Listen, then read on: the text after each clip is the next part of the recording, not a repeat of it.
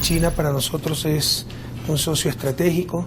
A través de los años, el gobierno comunista de China ha estado entrando sigilosamente en Latinoamérica, sacando del mundo político, diplomático y económico a su archirrival, Taiwán. En Ecuador, gracias a la labor del entonces presidente Rafael Correa, quien expulsó a los representantes del Fondo Monetario Internacional y del Banco Mundial, China llegó con mucho dinero. Y ahora están endeudados hasta el cuello con todo el problema, además del coronavirus. Este es un reportaje de Héctor Sarasti. El gobierno chino nos facilite $900 millones de préstamo sin ningún tipo de garantía petrolera, únicamente con la confianza de nuestro país. Las finanzas del hermano país de Ecuador caminan por la cuerda floja. El Ecuador no tiene recursos, no tiene ahorro, y eso es consecuencia de haber tomado las decisiones en política económica incorrectas. Malas decisiones que lo han llevado a deberle a los asiáticos más de $6.000 millones. Ecuador ya le ha pagado a China en capital e intereses $15.000 millones. Ahora le debe a China hasta febrero 6.059 millones exactamente, y en preventas petroleras otros $69 millones. Está bastante claro que no vamos a poder pagar los intereses. Mostró su endeudamiento empeorado por la crisis financiera mundial generada por la terrible pandemia del coronavirus. El Ecuador va a tener pérdidas de alrededor de $12.000 millones. Estamos hablando de que prácticamente van a ir de 7 a 9 puntos del PIB de pérdida. Todo un panorama desolador. Nos ha caído todos los ingredientes para una tormenta perfecta. Este es, sin duda alguna, el momento más crítico de nuestra historia.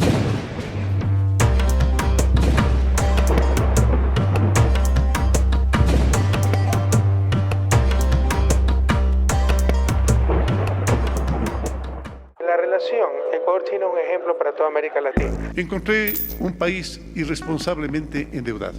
Para pagar la deuda, esa deuda que nos dejaron, tuvimos que conseguir financiamiento por más de $14.000 millones. Estos barros económicos en Ecuador son de aquellas lluvias caídas en el pasado. ¡Nunca lo olviden! ¡Hasta la victoria siempre!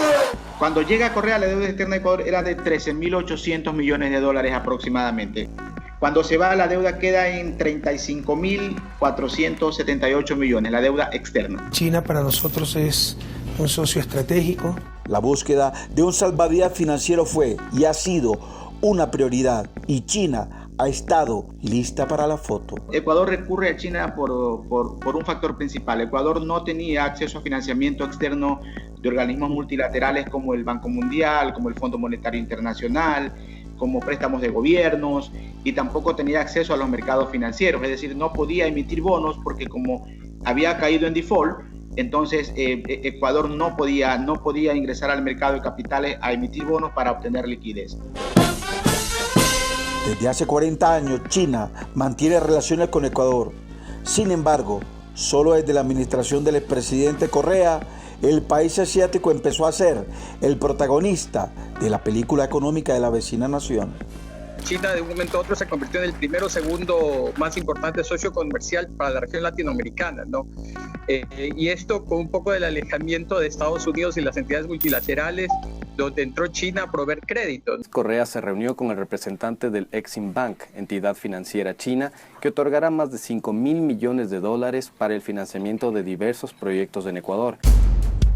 Debacle económica actual que para un exministro de Finanzas del mandatario Correa tiene razones de fondo. Errores de administración de la gestión del lado ecuatoriano, más allá de la intención o deseo de China de vender sus productos. Lo cierto es que el cuestionado manejo político hizo un flaco favor a las finanzas públicas del Ecuador.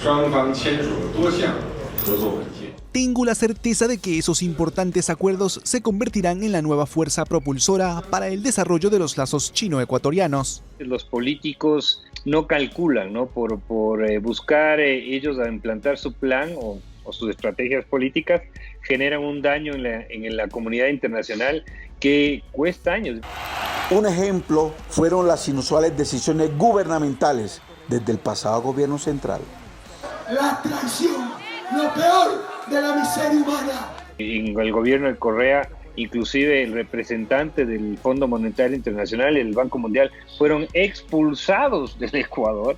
Expulsado al representante del Banco Mundial en el país y nos reservamos el derecho de iniciar las acciones legales pertinentes por los daños y perjuicios causados al país. Cuando a la final son organismos que simplemente prestan recursos con sugerencias, como todo banco, y a tasas mucho más bajas, ¿no? Pero, ¿para qué se utilizó esa lluvia de millones de dólares?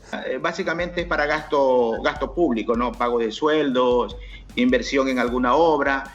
Inversiones en obras que resultaron faraónicas y muchas veces innecesarias.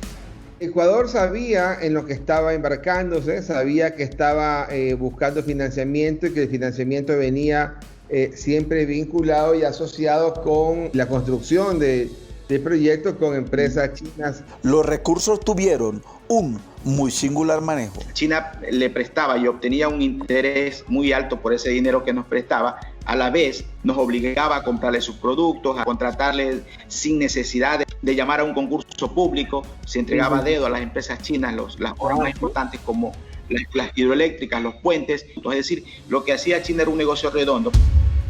Ventajismo y oportunismo chino. Si uno compara las tasas, que lamentablemente no las tenemos por los convenios de confidencialidad que te mencionaba, versus las tasas que te da y los plazos que te da los organismos multilaterales como el BID o el Banco Mundial, que te dan a plazos de 20, 30 años con tasas del 2-3%, jamás se va a comparar con las tasas que te da el gobierno chino, ¿no? Un crédito a la tasa más baja hasta este momento, 6.5, con 2 años de gracia a 6 años plazo.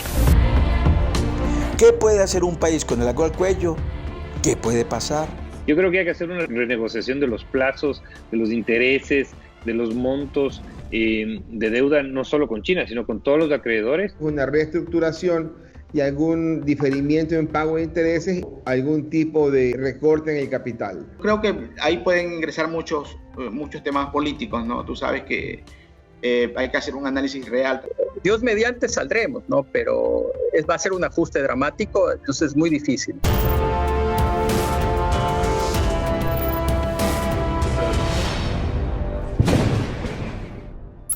Bueno, y lo peor de todo es que gran parte de la futura producción de petróleo de Ecuador ya está comprometida con China, pero no es el único vecino.